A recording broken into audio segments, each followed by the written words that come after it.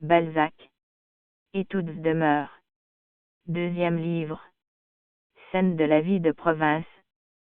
Quatrièmement. Illusion perdue. Premièrement. Les deux poètes. Illusion perdue. Premièrement. Les deux poètes. Et toutes demeurent. Deuxième livre. Scène de la vie de province. Quatrièmement. Illusion perdue. Premièrement. Les deux poètes. Illusion perdue. Premièrement. Les deux poètes. Et toutes demeurent. Deuxième livre. Scène de la vie de province. Quatrièmement. Illusion perdue. Premièrement. Les deux poètes 2. Édition eBooks France www.ebooksfrance.com. Illusion perdue. Premièrement. Les deux poètes. Et toutes demeurent. Deuxième livre. Scène de la vie de province. Quatrièmement. Illusion perdue. Premièrement. Les deux poètes 31. Aimé de Louise, sa première gloire, s'il ne lui demandait pas de faire pour David ce qu'elle faisait pour lui-même. Il renoncerait à tout plutôt que de trahir David Séchard, il voulait que David assistât à son succès. Il écrivit une de ces lettres folles où les jeunes gens opposent le pistolet à un refus, où tourne le casuisme de l'enfance, où parle la logique insensée des belles âmes, délicieux verbiage brodé de ces déclarations naïves échappées du cœur à l'insu de l'écrivain, et que les femmes aiment tant. Après avoir remis cette lettre à la femme de chambre, Lucien était venu passer la journée à corriger des épreuves, à diriger quelques travaux, à mettre en ordre les petites affaires de l'imprimerie, sans rien dire à David. Dans les jours où le cœur est encore enfant, les jeunes gens ont de ces sublimes discrétions. D'ailleurs peut-être Lucien commençait-il à redouter la hache de Phociane, que savait manier David, peut-être craignait-il la clarté d'un regard qui allait au fond de l'âme. Après la lecture de Chény, son secret avait passé de son cœur sur ses lèvres, atteint par un reproche qu'il sentit comme le doigt que pose un médecin sur une plaie. Maintenant embrasser les pensées qui durent assaillir Lucien pendant qu'il descendait d'Angoulême à L'Houmeau. Cette grande dame s'était-elle fâchée? Allait-elle recevoir David chez elle? L'ambitieux ne serait-il pas précipité dans son trou à L'Houmeau?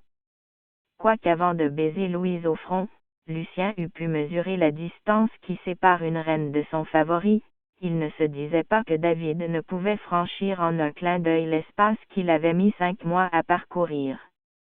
Ignorant combien était absolu l'ostracisme prononcé sur les petites gens, il ne savait pas qu'une seconde tentative de ce genre serait la perte de Madame de Bargeton.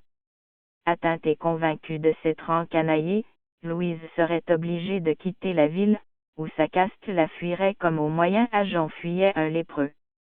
Le clan de fine aristocratie et le clergé lui-même défendraient Naïs envers et contre tout, au cas où elle se permettrait une faute, mais le crime de voir mauvaise compagnie ne lui serait jamais remis, car si l'on excuse les fautes du pouvoir, on le condamne après son abdication. Or, recevoir David, n'était-ce pas abdiquer? Si Lucien n'embrassait pas ce côté de la question, son instinct aristocratique lui faisait pressentir bien d'autres difficultés qui l'épouvantaient. La noblesse des sentiments ne donne pas inévitablement la noblesse des manières. Si Racine avait l'air du plus noble courtisan, Corneille ressemblait fort à un marchand de bœufs. Descartes avait la tournure d'un bon négociant hollandais. Souvent, en rencontrant Montesquieu son râteau sur l'épaule, son bonnet de nuit sur la tête, les visiteurs de la Brède le prirent pour un vulgaire jardinier. L'usage du monde, quand il n'est pas un don de haute naissance, une science sucée avec le lait ou transmise par le sang, constitue une éducation que le hasard doit seconder par une certaine élégance de forme, par une distinction dans les traits, par un timbre de voix. Toutes ces grandes petites choses manquaient à David, tandis que la nature en avait doué son ami. Gentilhomme par sa mère, Lucien avait jusqu'aux pieds au courbé du franc, tandis que David Séchard avait les pieds plats du velch et l'encolure de son père le pressier. Lucien entendait les railleries qui pleuvraient sur David, il lui semblait voir le sourire que réprimerait Madame de Bargeton. Enfin, sans avoir précisément honte de son frère, il se promettait de ne plus écouter ainsi son premier mouvement, et de le discuter à l'avenir. Donc, après l'heure de la poésie et du dévouement, après une lecture qui venait de montrer aux deux amis les campagnes littéraires éclairées par un nouveau soleil, l'heure de la politique et des calculs sonnait pour Lucien. En rentrant dans l'houmeau, il se repentait de sa lettre, il aurait voulu la reprendre, car il apercevait par une échappée les impitoyables lois du monde. En devinant combien la fortune acquise favorisait l'ambition, il lui coûtait de retirer son pied du premier bâton de l'échelle par laquelle il devait monter à l'assaut des grandeurs. Puis les images de sa vie simple et tranquille, parées des plus vives fleurs du sentiment, ce David plein de génie qui l'avait si noblement aidé, qui lui donnerait au besoin sa vie, sa mère, si grande dame dans son abaissement, et qui le croyait aussi bon qu'il était spirituel, sa sœur, cette fille si gracieuse dans sa résignation, son enfance si pure et sa conscience encore blanche, ses espérances, qu'aucune bise n'avait effeuillées, tout refleurissait dans son souvenir. Il se disait alors qu'il était plus beau de percer les épais bataillons de la tourbe aristocratique ou bourgeoise à coups de succès que de parvenir par les faveurs d'une femme. Son génie luirait tôt ou tard comme celui de tant d'hommes, ses prédécesseurs, qui avaient dompté la société, les femmes l'aimeraient alors. L'exemple de Napoléon, si fatal au XIXe siècle par les prétentions qu'il inspire à tant de gens médiocres, apparut à Lucien qui jeta ses calculs au vent en se les reprochant. Ainsi était fait Lucien, il allait du mal au bien, du bien au mal avec une illusion perdue. Premièrement, les deux poètes, et toutes demeurent. Deuxième livre, scène de la vie de province. T. Quatrièmement, illusion perdue. Premièrement, les deux poètes 32. Égale facilité. Au lieu de l'amour que le savant porte à sa retraite, Lucien éprouvait depuis un mois une sorte de honte en apercevant la boutique où se lisait en lettres jaunes sur un fond vert. Pharmacie de Postel, successeur de Chardon. Le nom de son père, écrit ainsi dans un lieu par où passaient toutes les voitures, lui blessait la vue. Le soir où il franchit sa porte ornée d'une petite grille à barreaux de mauvais goût, pour se produire à Beaulieu parmi les jeunes gens les plus élégants de la haute ville en donnant le bras à Madame de Bargeton, il avait étrangement déploré le désaccord qu'il reconnaissait entre cette habitation et sa bonne fortune. Aimer Madame de Bargeton, la posséder bientôt peut être, et loger dans ce nid à rats, se disait-il en débouchant par l'allée dans la petite cour où plusieurs paquets d'herbes bouillies étaient étalés le long des murs, où l'apprenti récurait les chaudrons du laboratoire, où M. Postel, ceint d'un tablier de préparateur, une cornue à la main, examinait un produit chimique tout en jetant l'œil sur sa boutique, et s'il regardait trop attentivement sa drogue, il avait l'oreille à la sonnette. L'odeur des camomilles, des menthes, de plusieurs plantes distillées, remplissait la cour et le modeste appartement où l'on montait par un de ces escaliers droits appelés des escaliers de meunier, sans autre rampe que deux cordes. Au-dessus était l'unique chambre en mansarde où demeurait Lucien. « Bonjour, mon fiston, » lui dit M. Postel, le véritable type du boutiquier de province. « Comment va notre petite santé ? Moi, je viens de faire une expérience sur la mélasse, mais il aurait fallu votre père pour trouver ce que je cherche. C'était un fameux homme, celui-là. Si j'avais connu son secret contre la goutte, nous roulerions tous deux carrosse aujourd'hui. » Il ne se passait pas de semaine que le pharmacien, aussi bête qu'il était bon homme, ne donna un coup de poignard à Lucien, en lui parlant de la fatale discrétion que son père avait gardée sur sa découverte. « C'est un grand malheur, » répondit brièvement Lucien qui commençait à trouver l'élève de son père prodigieusement commun après l'avoir souvent béni, car plus d'une fois l'honnête Postel avait secouru la veuve et les enfants de son maître. « Qu'avez-vous donc ? » demanda M. Postel en posant son éprouvette sur la table du laboratoire. Est-il venu quelques lettres pour moi? Oui, une qui flaire comme baume. Elle est auprès de mon pupitre sur le comptoir. La lettre de Madame de Bargeton mêlée aux bocaux de la pharmacie. Lucien s'élança dans la boutique. Dépêche-toi, Lucien. Ton dîner t'attend depuis 1 heure, il sera froid, cria doucement une jolie voix à travers une fenêtre entr'ouverte et que Lucien entendit passage. Il est toqué, votre frère, mademoiselle, dit Postel en levant le nez.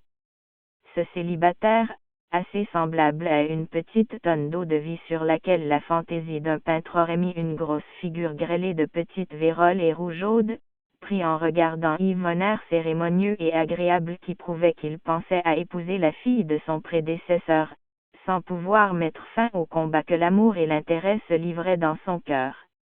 Aussi disait-il souvent à Lucien en souriant la phrase qu'il lui redit quand le jeune homme repassa près de lui: « Elle est fameusement jolie, votre sœur. Vous n'êtes pas mal non plus. Votre père faisait tout bien. » Illusion perdue. Premièrement. Les deux poètes. Études demeure. Deuxième livre. Scène de la vie de province. Et quatrièmement. Illusion perdue. Premièrement. Les deux poètes 33. Yves était une grande brune, aux cheveux noirs, aux yeux bleus. Quoiqu'elle offrît les symptômes d'un caractère viril, elle était douce, tendre et dévouée. Sa candeur, sa naïveté, sa tranquille résignation à une vie laborieuse, sa sagesse que nulle médisance n'attaquait avaient dû séduire David Séchard. Aussi, depuis leur première entrevue, une sourde et simple passion s'était-elle émue entre eux, à l'allemande, sans manifestation bruyante ni déclaration empressée. Chacun d'eux avait pensé secrètement à l'autre, comme s'ils eussent été séparés par quelque mari jaloux que ce sentiment aurait offensé. Tous deux se cachaient de Lucien, à qui peut-être il croyait porter quelque dommage. David avait peur de ne pas plaire à Yves, qui, de son côté, se laissait aller aux timidités de l'indigence. Une véritable ouvrière aurait eu de la hardiesse, mais une enfant bien élevée et déchue se conformait à sa triste fortune. Modeste en apparence, fier en réalité, Yves ne voulait pas courir sus au fils d'un homme qui passait pour riche. En ce moment, les gens au fait de la valeur croissante des propriétés, estimaient à plus de 80 000 francs le domaine de Marsec, sans compter les terres que le vieux Séchard, riche d'économie, heureux à la récolte, habile à la vente, devait y joindre en guettant les occasions.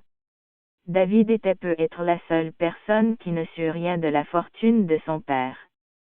Pour lui, Marsec était une bicoque achetée en 1810 15 ou 16 000 francs, où il allait une fois par an au temps des vendanges, et où son père le promenait à travers les vignes, en lui vantant des récoltes que l'imprimeur ne voyait jamais, et dont il se souciait fort peu. L'amour d'un savant habitué à la solitude et qui agrandit encore les sentiments en s'en exagérant les difficultés, voulait être encouragé, car, pour David, Yves était une femme plus imposante que ne l'est une grande dame pour un simple clerc. Gauche et inquiet près de son idole, aussi pressé de partir que d'arriver, l'imprimeur contenait sa passion au lieu de l'exprimer. Souvent le soir, après avoir forgé quelques prétextes pour consulter Lucien, il descendait de la place du Mûrier jusqu'à l'Houmeau, par la porte Palais, mais en atteignant la porte verte à barreaux de fer, il s'enfuyait, craignant de venir trop tard ou de paraître importun à Yves qui sans doute était couché. Quoique ce grand amour ne se révélât que par de petites choses, Yves l'avait bien compris. Elle était flattée sans orgueil de se voir l'objet du profond respect empreint dans les regards, dans les paroles, dans les manières de David, mais la plus grande séduction de l'imprimeur était son fanatisme pour Lucien. Il avait deviné le meilleur moyen de plaire à Yves.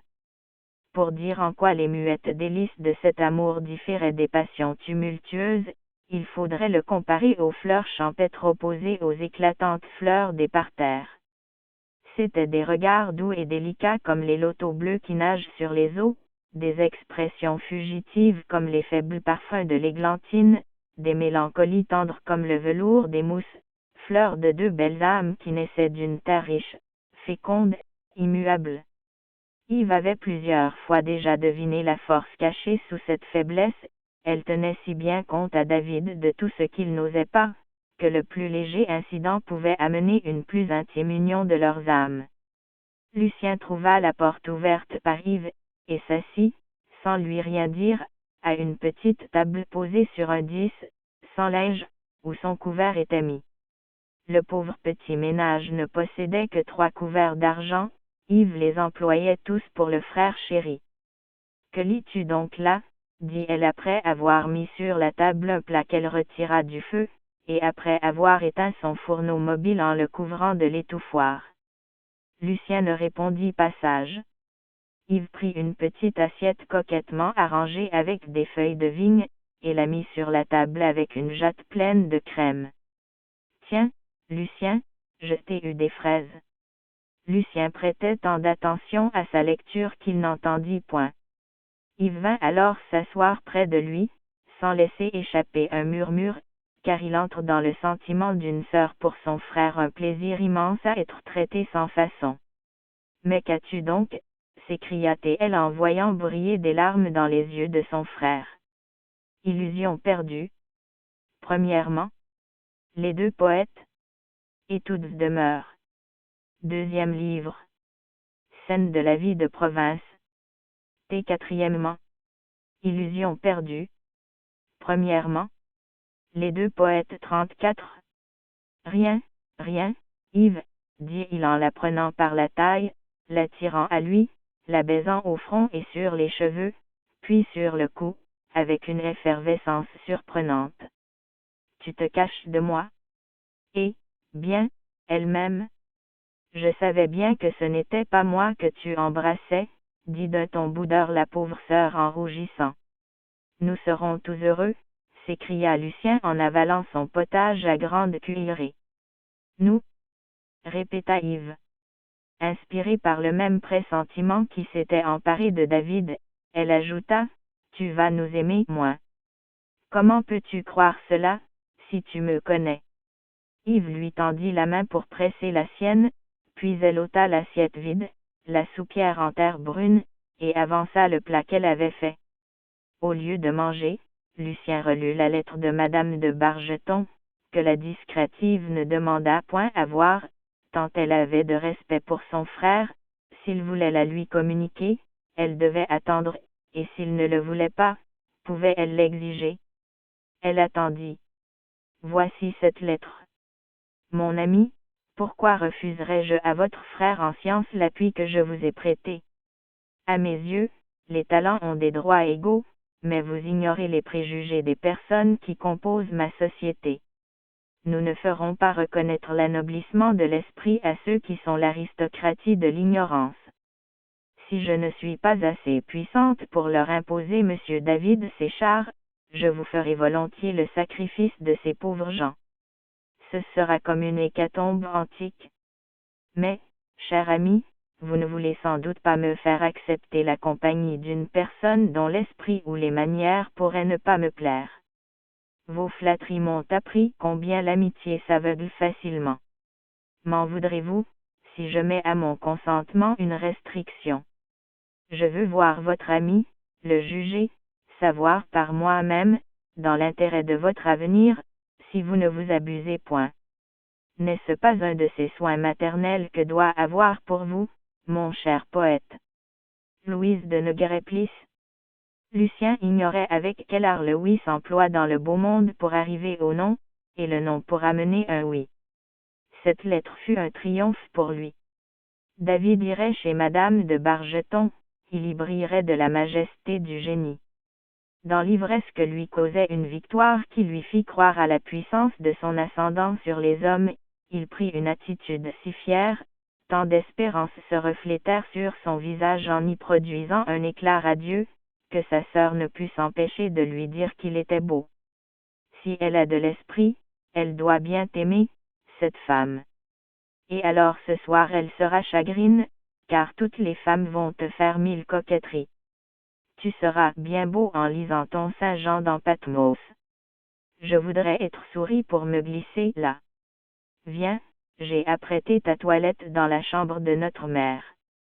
Cette chambre était celle d'une misère décente. Il s'y trouvait un lit en noyer, garni de rideaux blancs, et au bas duquel s'étendait un maigre tapis vert. Puis une commode à dessus de bois, ornée d'un miroir, et des chaises en noyer complétaient le mobilier. Sur la cheminée, une pendule rappelait les jours de l'ancienne aisance disparue. La fenêtre avait des rideaux blancs. Les murs étaient tendus d'un papier gris à fleurs grises. Le carreau, mis en couleur et frotté par Yves, brillait de propreté. Au milieu de cette chambre était un guéridon où, sur un plateau rouge à rosaces dorées, se voyaient 3 tasses et un sucrier en porcelaine de Limoges. Yves. Illusion perdue. Premièrement, les 2 poètes. Études demeures. Deuxième livre. Scène de la vie de province. Et quatrièmement, illusion perdue. Premièrement, les 2 poètes 35. Couchaient dans un cabinet contigu qui contenait un lit étroit, une vieille bergère et une table à ouvrage près de la fenêtre. L'exiguïté de cette cabine de marin exigeait que la porte vitrée restât toujours ouverte, afin d'y donner de l'air. Malgré la détresse qui se révélait dans les choses, la modestie d'une vie studieuse respirait là. Pour ceux qui connaissaient la mère et ses 2 enfants, ce spectacle offrait d'attendrissantes harmonies. Lucien mettait sa cravate quand le pas de David se fit entendre dans la petite cour, et l'imprimeur parut aussitôt avec la démarche et les façons d'un homme pressé d'arriver. « Eh, bien, David, s'écria l'ambitieux, nous triomphons. Elle-même. Tu iras ? Non, dit l'imprimeur d'un air confus, je viens te remercier de cette preuve d'amitié qui m'a fait faire de sérieuses réflexions. Ma vie, à moi, Lucien, est arrêtée. Je suis David Séchard, imprimeur du roi à Angoulême, et dont le nom se lit sur tous les murs au bas des affiches.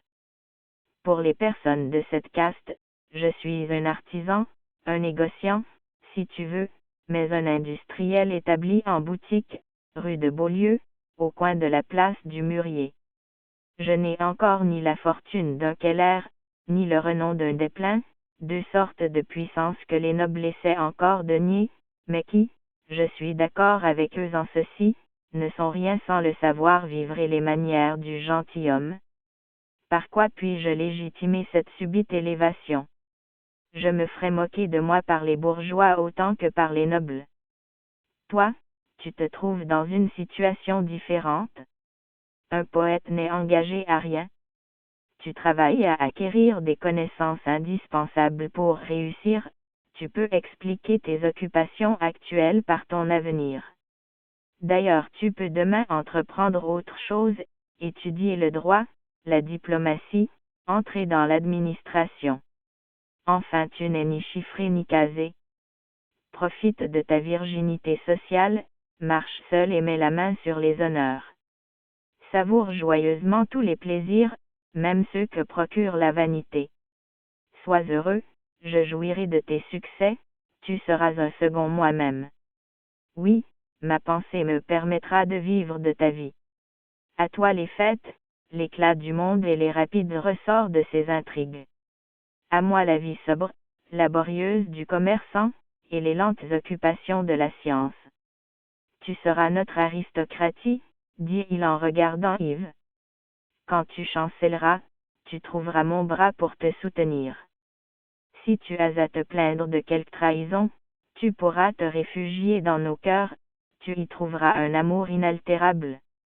La protection, la faveur, le bon vouloir des gens, divisés sur 2 têtes, pourraient se lasser, nous nous nuirions à 2, marche devant, tu me remorqueras s'il le faut. Loin de t'envier, je me consacre à toi. Ce que tu viens de faire pour moi, en risquant de perdre ta bienfaitrice, ta maîtresse peut être, plutôt que de m'abandonner, que de me renier, cette simple chose, si grande, et, bien, Lucien, elle me lierait jamais à toi, si nous n'étions pas déjà comme 2 frères. N'aie ni remords ni souci de paraître prendre la plus forte part. Ce partage à la mante gamerie est dans mes goûts. Enfin, quand tu me causerais quelque tourment, qui sait si je ne serais pas toujours ton obligé. En disant ces mots, il coula le plus timide des regards vers Vive, qui avait les yeux pleins de larmes, car elle devinait tout. Enfin, dit-il à Lucien étonné, tu es bien fait, tu as une jolie taille, tu portes bien tes habits, tu as l'air d'un gentilhomme dans ton habit bleu à boutons jaunes, avec un simple pantalon de nankin. Moi, j'aurais l'air d'un ouvrier au milieu de ce monde, je serais gauche, gêné, je dirais des sottises ou je ne dirais rien du tout. Toi, tu peux, pour obéir aux préjugés des noms, prendre celui de ta mère, te faire appeler Lucien de Rubempré. Moi, je suis et serai toujours David Séchard. Tout te sert et tout me nuit dans le monde où tu vas. Tu es fait pour y réussir. Les femmes adoreront ta figure d'ange. N'est-ce pas, Yves? Lucien sauta en cou de David et l'embrassa. Cette modestie coupait court à bien des doutes, à bien des difficultés. Comment n'eût-il pas redoublé de tendresse pour un homme qui arrivait à faire par amitié les mêmes réflexions qu'il venait de faire par ambition? L'ambitieux et l'amoureux sentaient la route aplanie, le cœur du jeune homme et de l'ami s'épanouissait. Ce fut un de ces moments rares dans la vie où toutes les forces sont doucement tendues, où toutes les cordes vibrant rendant des sons pleins. Mais cette sagesse d'une belle âme excitait encore en Lucien la tendance qui porte l'homme à tout rapporter à lui. Nous disons tout, plus ou moins, comme Louis XIV, l'État, c'est moi. L'exclusive tendresse de sa mère et de sa sœur, le dévouement de David, l'habitude qu'il avait de se voir l'objet des efforts secrets de ces trois êtres, lui donnaient les vices de l'enfant de famille, engendraient en lui cet égoïsme qui dévore le noble, et que Madame. Illusion perdue. Premièrement, les deux poètes. Et toutes demeurent. Deuxième livre. Scène de la vie de province. T. Quatrièmement. Illusion perdue. Premièrement. Les deux poètes 36. De Bargeton caressait en l'incitant à oublier ses obligations envers sa sœur, sa mère et David. Il n'en était rien encore, mais n'y avait-il pas à craindre, quand étendant autour de lui le cercle de son ambition, il fut contraint de ne penser qu'à lui pour s'y maintenir. Cette émotion passée, David fit observer à Lucien que son poème de Saint-Jean dans Patmos était peut-être trop biblique pour être lu devant un monde à qui la poésie apocalyptique devait être peu familière. Lucien, qui se produisait devant le public le plus difficile de la Charente, parut inquiet.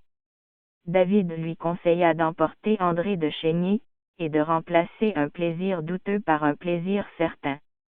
Lucien lisait en perfection, il plairait nécessairement et montrerait une modestie qui le servirait sans doute. Comme la plupart des jeunes gens, il donnait aux gens du monde leur intelligence et leur vertu. Si la jeunesse, qui n'a pas encore failli, est sans indulgence pour les fautes des autres, elle leur prête aussi ses magnifiques croyances. Il faut en effet avoir bien expérimenté la vie avant de reconnaître que, suivant un beau mot de Raphaël, comprendre c'est égaler. En général, le sens nécessaire à l'intelligence de la poésie est rare en France, où l'esprit dessèche promptement la source des saintes larmes de l'extase, où personne ne veut prendre la peine de défricher le sublime, de le sonder pour en percevoir l'infini. Lucien allait faire sa première expérience des ignorances et des froideurs mondaines. Il passa chez David pour y prendre le volume de poésie. Quand les deux amants furent seuls, David se trouva plus embarrassé qu'en aucun moment de sa vie. En proie à mille terreurs, il voulait et redoutait un éloge, il désirait s'enfuir, car la pudeur a sa coquetterie aussi. Le pauvre amant n'osait dire un mot qui aurait eu l'air de quêter un remerciement, il trouvait toutes les paroles compromettantes, et se taisait en gardant une attitude de criminel. Yves, qui devinait les tortures de cette modestie, se plut à jouir de ce silence, mais quand David tortilla son chapeau pour s'en aller, elle sourit. « Monsieur David, lui dit-elle, si vous ne passez pas la soirée chez Madame de Bargeton, nous pouvons la passer ensemble. Il fait beau, voulez-vous aller nous promener le long de la Charente? Nous causerons de Lucien. David eut envie de se prosterner devant cette délicieuse jeune fille. Yves avait mis dans le son de sa voix des récompenses inespérées, elle avait, par la tendresse de l'accent, résolu les difficultés de cette situation. Sa proposition était plus qu'un éloge, c'était la première faveur de l'amour. Seulement, dit-elle à un geste que fit David, laissez-moi quelques instants pour m'habiller. David, qui de sa vie n'avait su ce qu'était un air, sortit en chanteronnant, ce qui surprit l'honnête Postel, et lui donna de violents soupçons sur les relations des Ève et de l'imprimeur. Les plus petites circonstances de cette soirée agirent beaucoup sur Lucien que son caractère portait à écouter les premières impressions. Comme tous les amants inexpérimentés, il arriva de si bonne heure que Louise n'était pas encore au salon. Monsieur de Bargeton s'y trouvait seul. Lucien avait déjà commencé son apprentissage des petites lâchetés par lesquelles l'amant d'une femme mariée achète son bonheur, et qui donnent aux femmes la mesure de ce qu'elles peuvent exiger, mais il ne s'était pas encore trouvé face à face avec Monsieur de Bargeton. Ce gentilhomme était un de ces petits esprits doucement établis entre l'inoffensive nullité qui comprend encore, et la fière stupidité qui ne veut ni rien accepter ni rien rendre. Pénétré de ses devoirs envers le monde, et s'efforçant de lui être agréable, il avait adopté le sourire du danseur pour unique langage.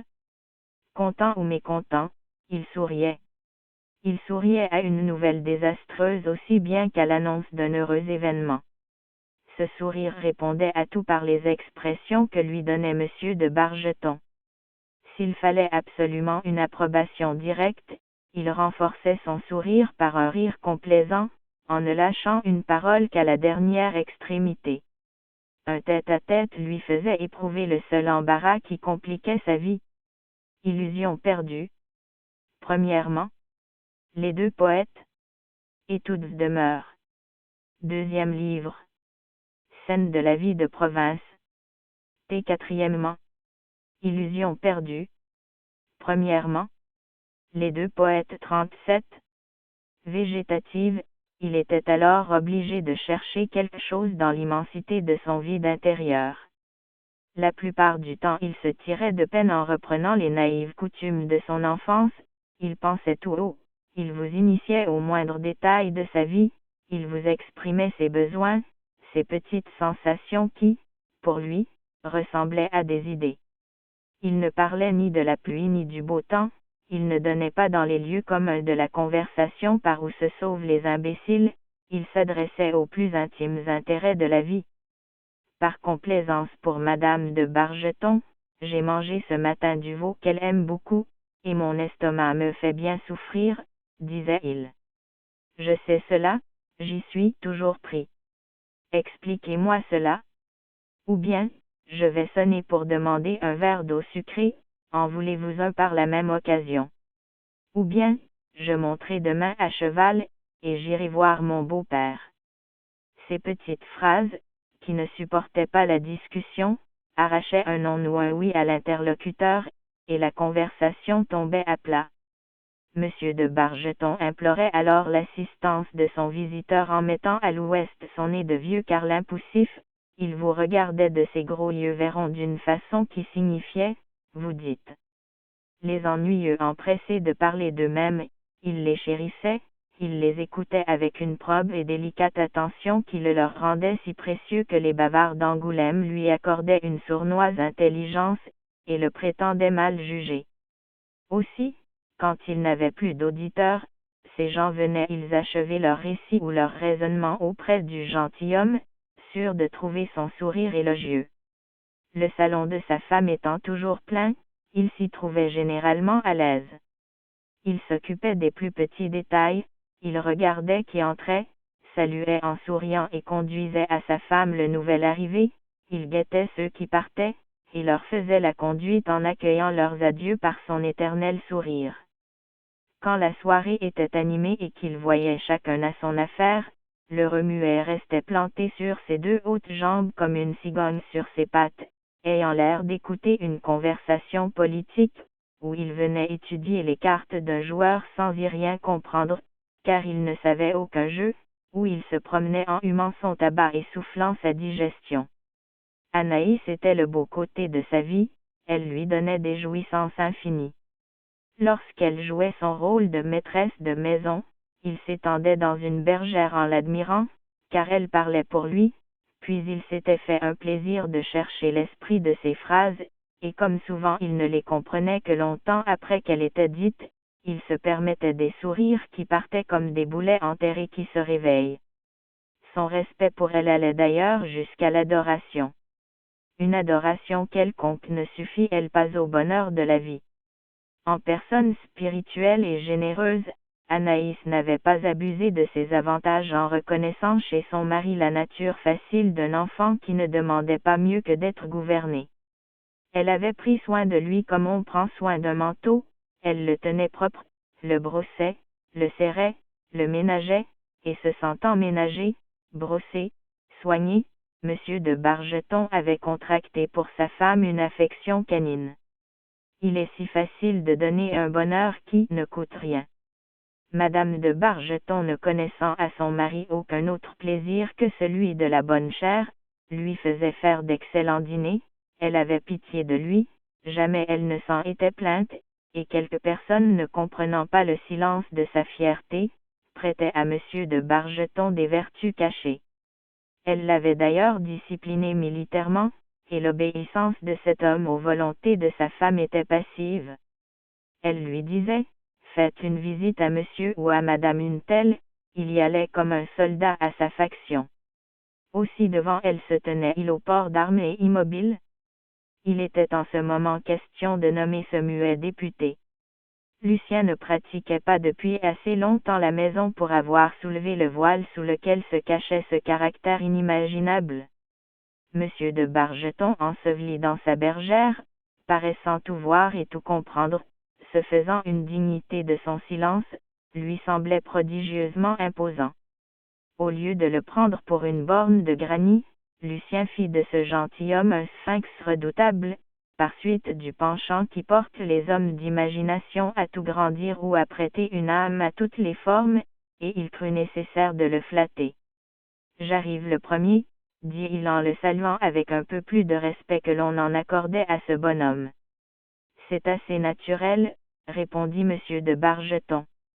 Lucien prit ce mot pour l'épigramme d'un mari jaloux, il devint rouge, et se regarda dans la glace en cherchant une contenance. Illusion perdue. Premièrement, les deux poètes.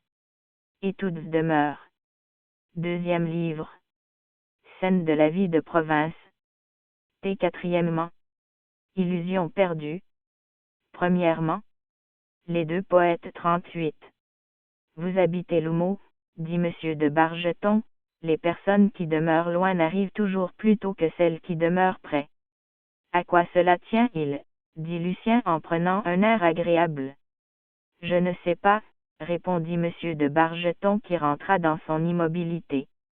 Vous n'avez pas voulu le chercher, reprit Lucien. Un homme capable de faire l'observation peut trouver la cause. Ah, fit M. de Bargeton, les causes finales. Et Lucien se creusa la cervelle pour ranimer la conversation qui tomba là. Madame de Bargeton s'habille sans doute, dit-il en frémissant de la niaiserie de cette demande. Oui, elle s'habille, répondit naturellement le mari. Lucien leva les yeux pour regarder les deux solives saillantes, peintes en gris, et dont les entre-deux étaient plafonnés, sans trouver une phrase de rentrée, mais il ne vit pas alors sans terreur le petit lustre à vieille pendeloque de cristal, dépouillé de sa gaze et garni de bougies. Les housses du meuble avaient été ôtées, et le lampasse rouge montrait ses fleurs fanées.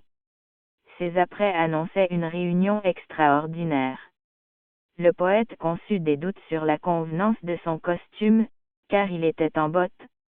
Il alla regarder avec la stupeur de la crainte un vase du Japon qui ornait une console à guirlande du temps de Louis XV, puis il eut peur de déplaire à ce mari en ne le courtisant pas, et il résolut de chercher si le bonhomme avait un dada que l'on pût caresser. Vous quittez rarement la ville, monsieur, dit-il à monsieur de Bargeton vers lequel il revint. Rarement. Le silence recommença. Monsieur de Bargeton épia comme une chatte soupçonneuse les moindres mouvements de Lucien qui troublaient son repos. Chacun d'eux avait peur de l'autre. Aurait-il conçu des soupçons sur mes assiduités, pensa Lucien, car il paraît m'être bien hostile. En ce moment, heureusement pour Lucien fort embarrassé de soutenir les regards inquiets avec lesquels monsieur de Bargeton l'examinait allant et venant, le vieux domestique, qui avait mis une livrée, annonça du Châtelet. Le baron entra fort aisément, salua son ami Bargeton, et fit à Lucien une petite inclination de tête qui était alors à la mode, mais que le poète trouva financièrement impertinente. Sixte du Châtelet portait un pantalon d'une blancheur éblouissante, à sous-pieds intérieurs qui le maintenaient dans ses plis. Il avait des souliers fins et des bas de fil écossais. Sur son gilet blanc flottait le ruban noir de son lorgnon. Enfin son habit noir se recommandait par une coupe et une forme parisienne. C'était bien le bellâtre que ses antécédents annonçaient, mais l'âge l'avait déjà doté d'un petit ventre rond assez difficile à contenir dans les bornes de l'élégance. Il teignait ses cheveux et ses favoris blanchis par les souffrances de son voyage, ce qui lui donnait un air dur. Son teint autrefois très délicat avait pris la couleur cuivrée des gens qui reviennent des Indes, mais sa tournure, quoique ridicule par les prétentions qu'il conservait, révélait néanmoins l'agréable secrétaire des commandements d'une Altesse impériale. Il prit son lorgnon, regarda le pantalon de Nankin, les bottes, le gilet, l'habit bleu fait à Angoulême de Lucien, enfin tout son rival. Puis il remit froidement le lorgnon dans la poche de son gilet comme s'il eût dit « Je suis content ». Écrasé déjà par l'élégance du financier, Lucien pensa qu'il aurait sa revanche quand il montrerait à l'Assemblée son visage animé par la poésie, mais il n'en. Illusion perdue. Premièrement, les deux poètes. Études demeure.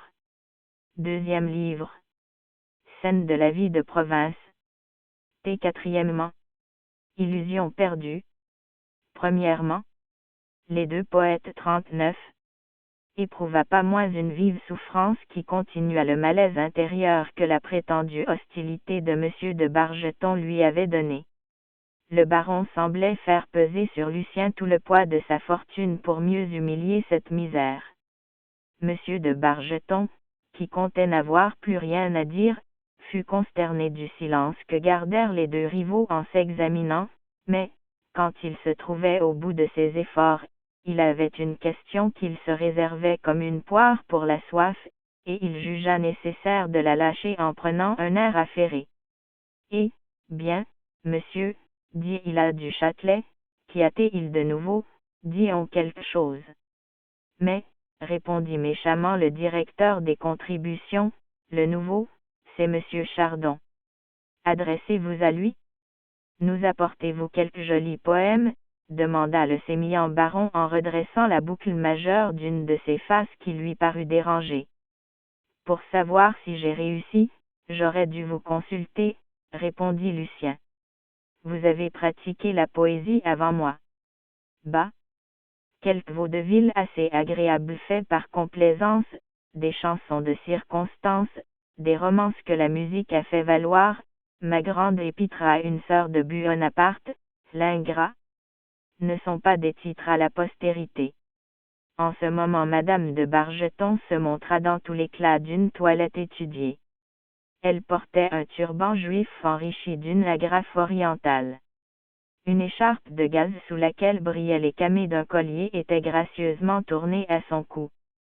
Sa robe de mousseline peinte, à manches courtes, lui permettait de montrer plusieurs bracelets étagés sur ses beaux bras blancs. Cette mise théâtrale charma Lucien. Monsieur du Châtelet adressa galamment à cette reine des compliments nauséabonds qui la firent sourire de plaisir, tant elle fut heureuse d'être louée devant Lucien. Elle n'échangea qu'un regard avec son cher poète, et répondit au directeur des contributions en le mortifiant par une politesse qu'il acceptait de son intimité. En ce moment, les personnes invitées commencèrent à venir. En premier lieu se produisirent l'évêque et son grand vicaire, deux figures dignes et solennelles, mais qui formaient un violent contraste. Monseigneur était grand et maigre, son acolyte était court et gras. Tous deux, ils avaient des yeux brillants, mais l'évêque était pâle et son grand vicaire offrait un visage empourpré par la plus riche santé. Chez l'un et chez l'autre les gestes et les mouvements étaient rares. Tous deux paraissaient prudents, leur réserve et leur silence intimidaient, ils passaient pour avoir beaucoup d'esprit. Les deux prêtres furent suivis par Madame de Chandour et son mari, personnage extraordinaire que les gens auxquels la province est inconnue seraient tentés de croire une fantaisie. Le mari d'Amélie, la femme qui se posait comme l'antagoniste de Madame de Bargeton, Monsieur de Chandour, qu'on nommait Stanislas, était ainsi devant jeune homme, encore mince à 45 ans, et dont la figure ressemblait à un crible. Sa cravate était toujours nouée de manière à présenter deux pointes menaçantes, l'une à la hauteur de l'oreille droite, l'autre abaissée vers le ruban rouge de sa croix. Les basques de son habit étaient violemment renversées. Son gilet très ouvert laissait voir une chemise gonflée, empesée, fermée par des épingles surchargées des orfèvreries. Enfin tout son vêtement avait un caractère exagéré qui lui donnait une si grande ressemblance avec les caricatures qu'en le voyant les étrangers ne pouvaient s'empêcher de sourire.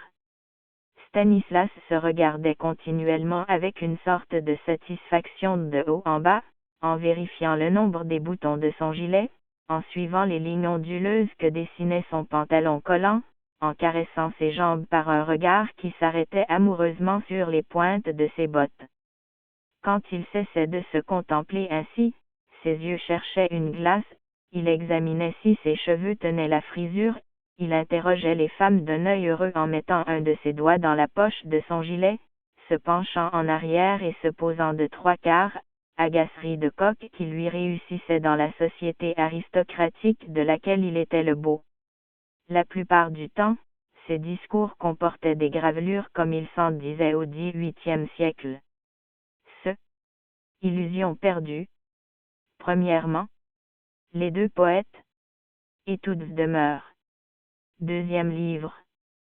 Scène de la vie de province. Et quatrièmement, illusion perdue. Premièrement, les deux poètes 40.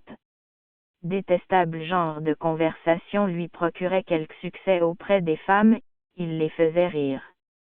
Monsieur du Châtelet commençait à lui donner des inquiétudes.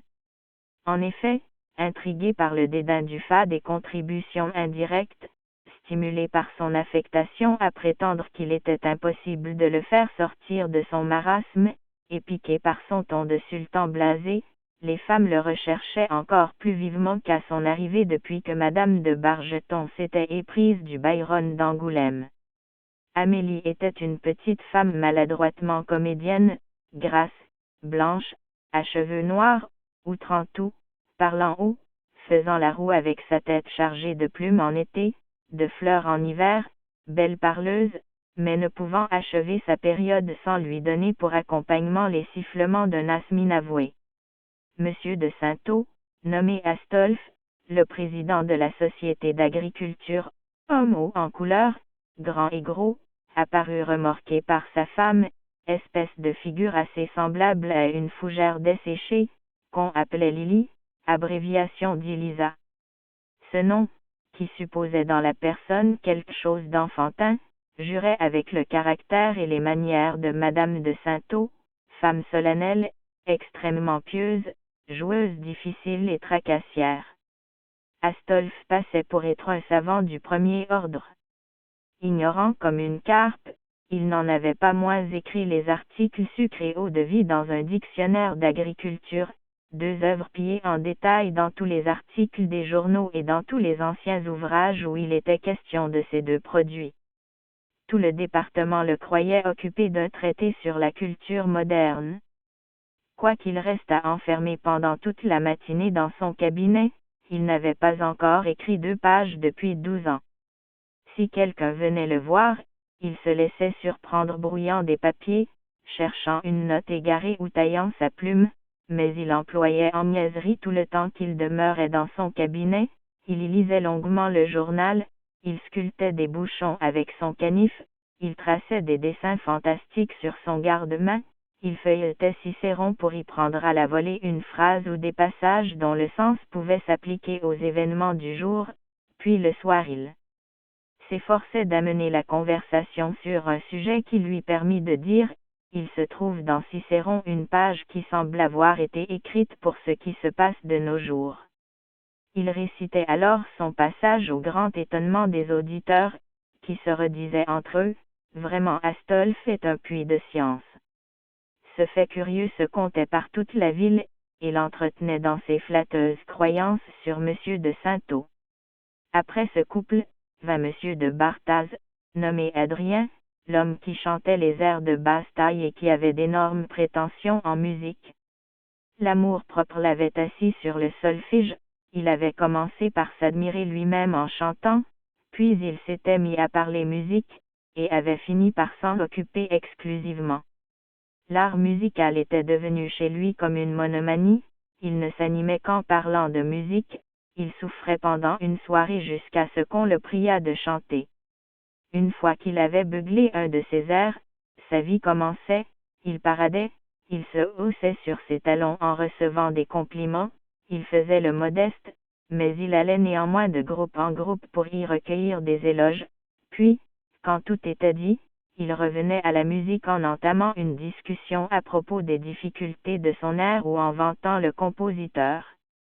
Monsieur Alexandre de Brebian, le héros de la sépia, le dessinateur qui infestait les chambres de ses amis par des productions saugrenues et gâtait tous les albums du département, accompagnait Monsieur de Bartaz. Chacun d'eux donnait le bras à la femme de l'autre. Au dire de la chronique scandaleuse, cette transposition était complète.